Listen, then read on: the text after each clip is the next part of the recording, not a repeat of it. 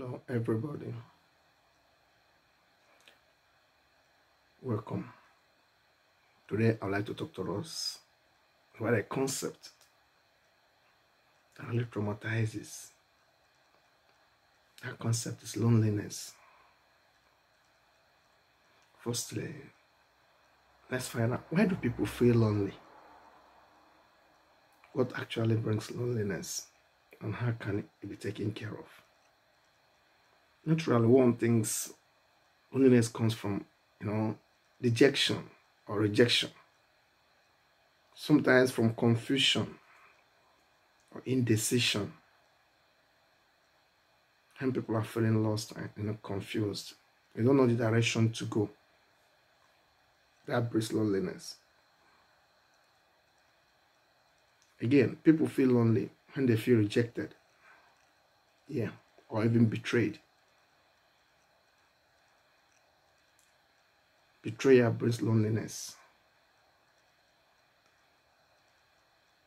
Other times, you see people feeling lonely when they feel bitter, when they're passing through sorrow, when they feel angry. Bitterness, sorrow, and anger brings loneliness. Finally, as a philosopher, one thinks people feel lonely over their inability to realize who they are, what they are, why they are, how they are, when they are, and where they are. Yes. For you to really overcome loneliness, you need to realize who you are. Who you are as a human being. Who are you as a creature? Who you are as a son of God or daughter of God? Who are you as a creature with purpose? Have you realized that you didn't happen by accident? That you're the byproduct of other people's choice or higher forces? The byproduct of higher forces. You didn't ask to be given your name. You didn't ask to be born the time you are born. You are not consulted before being made or created. Relatively, you couldn't have chosen your destiny. This was chosen and imposed upon you. So everything about you is as a result of higher forces choices. So you're the byproduct of higher choices. By the time you realize this, your loneliness will be taken care of. Then, for you to really overcome loneliness, you need to realize, where are you? Why were you introduced into this ecosystem? Why were you allowed to dwell on this earth? Having people from different tribes as neighbors, having Africans, Asians, Australians, Americans, Latinos, the Caribbean, the Asians, having all this as Australians, having all this as neighbors. Where were you allowed to have residence or to take up residence in this world filled with convolutions, filled with complications, in this world filled with angry beings, this world of insecurity, uncertainty, in this world where that liability is a daily reality. You need to understand where you are. That's for you to overcome loneliness. You need to understand where you are. Then you need to understand how you are. How are you? What is he talking about? Understand your nature. How are you? Your nature, your reality, your inefficiencies, your deficiencies, your strengths and your weaknesses. Understand the state of your mind, the state of reality, the state of divinity. Understand you dwell in a world of duality, filled with ups and downs, males and females, days and nights, the world of insecurity. You live in a world of fantasy, a world that is ever evolving, a world of predation, a world where you're part of the food chain. You eat to be eaten, you give to be given, you cost to be cost, you bless to be blessed. Yeah. You help to be helped. This is how you are.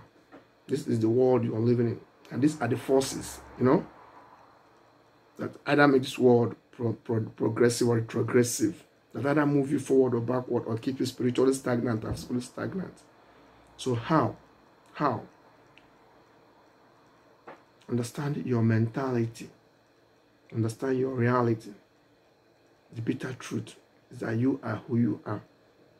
You are you. Every other is a resemblance. So I've talked about you realizing who you are, where you are, how you are. Then what are you? You're a man or a woman. You're male or female. And sometimes people that have those sexual organs, they could be classified as hermaphrodites. Relatively, generally, you're man or woman. You're black or white.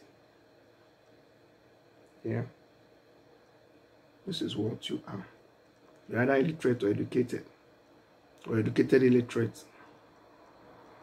Because it might be very, very powerful. You might be educated in some other spheres of life, but an illiterate in another sphere. A professor of agriculture could as well be an illiterate in aeronautic engineering. A professor of literature could be an illiterate in Arabic language. So no one knows it all. Realize what you are so that you can overcome loneliness. Yeah. A professor in theology might not know anything about basic science.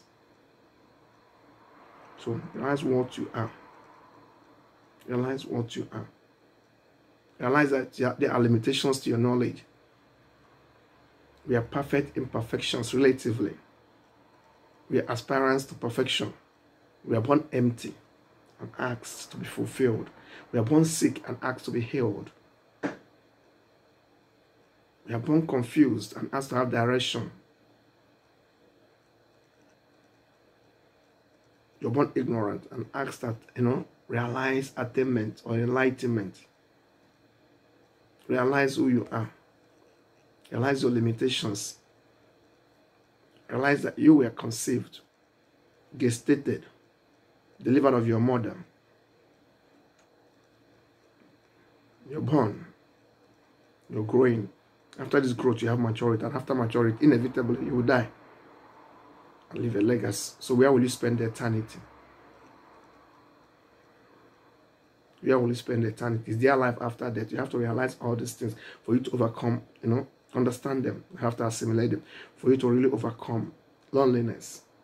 These are the ingredients that build up loneliness. So if the moment you realize all these things, when, loneliness brings out its fang like snake, cannot use knowledge, understanding, assimilation, and sometimes meditation to ward it off, to push it off the cliff of reality. Then, another concept you need to realize for you to overcome loneliness is why. Why am I? Why am I all I am? Why am I a man? Why am I a woman? Why was I called into sisterhood, brotherhood? Why am I a priest, imam? Why am I an engineer, lawyer, doctor? Why am I destitute? Why am I so rich? Why does it look as if I'm a bit luckier than my mates? Why did I make it when that plane crashed? Why did I make it when that ship sank? Why did I make it when that road accident happened? Why was I not shot by that bullet? Why didn't I drown? Yeah. Why didn't I die from the food poison? Why didn't I die from this virus going around? Just ask your why am I? Why was I born that year and not the previous 300, 400, 500 years? Or in the next 300, 500 years to come? Why do I exist between time and space? Why am I who am I? Why am I a black man, black woman, Caucasian, Asian, American, Canadian, Australian? Okay, people might give nationalities. Nationalities like bra, you put them and you pull them off. You might pull off nationalities, but you cannot pull off your reality. Your reality is is who you are. Nationality might identify you, but reality is humanity. You're part of the people. You're a living being, you're a creature endowed with understanding. And when you apply this understanding, you could have wisdom. So wisdom is an attainment.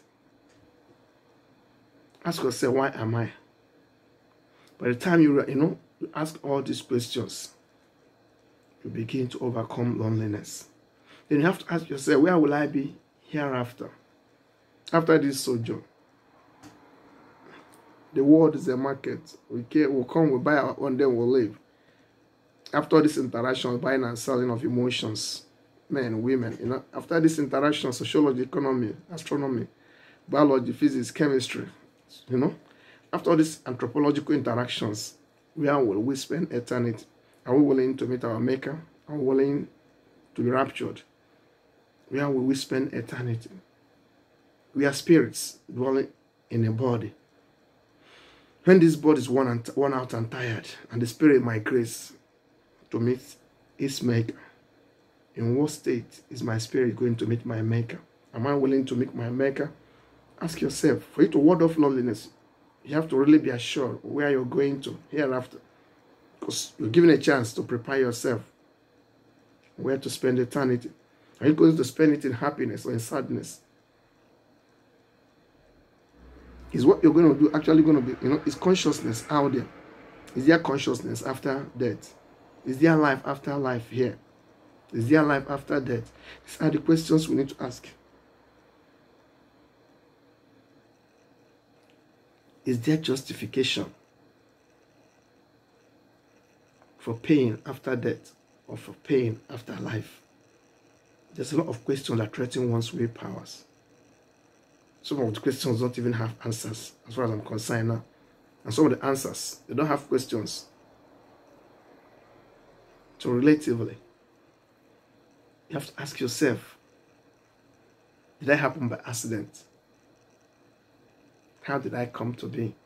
Why did I come to be? When did I come to be? Why was I introduced here, in this era, in this age? How was I permitted to dwell, with humanity, to be among humanity in the last, millennium, walked into this millennium, in the last century, the last decade, and in the present world? Why was I given chance to experience reality? Why didn't my mother abort me? Why was I not flushed down the toilet? Why did I make it? Am I not the luckiest sperm alive? Why was I chosen among all the millions of spermatozoa that were released to go and meet the egg for the formation of embryo to begin and all those things? Please, please, please understand all these things. Ask questions. Seek knowledge. Gradually begin to overcome loneliness, its pains, its agonies, its sorrows, its bitterness. Realization could help you overcome loneliness, but appreciation will help you to stand on the foundation of loneliness to bring happiness. Realization is very important to overcome loneliness, but appreciation, that's gratitude, will help you to really make loneliness a servant instead of a master. Be convinced. Stop being confused. Life is larger than logic. Stop worshiping loneliness. Loneliness is a servant. It's meant to serve his tenure and depart. Worship Almighty God. Worship the Creator. Give your best cheerfully to Almighty God and be willing to die empty. Stop being a beggar. Be a giver. Realize who you are. Realize what you are. Realize how you are. Realize where you are. Realize where you are. And realize why you are and will be. I believe that you pick one or two, messages from this little lecture. Begin to realize that you are greater than what you think. You are greater than your problems. You are greater than the betrayers. You are greater than the debts. You are greater than the sorrows. They are all your servants. You are greater than your confusion, your ignorance, arrogance, imbecility, and atrocity. You are greater than this calamity. Yes.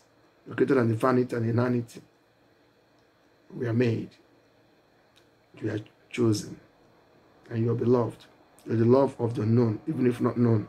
Somehow, somewhere, someone, somehow loves you. You are beloved. Whoever and whatever you lost in life, they're not good enough for you. What you don't have, don't miss. God let them go that you may have better things and better people.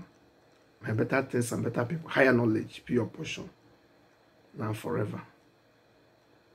In the sacred name of Yeshua HaMashiach, Jesus Christ of Nazareth. I pray. Thank you. Thank you. I love you. But Almighty God loves you better.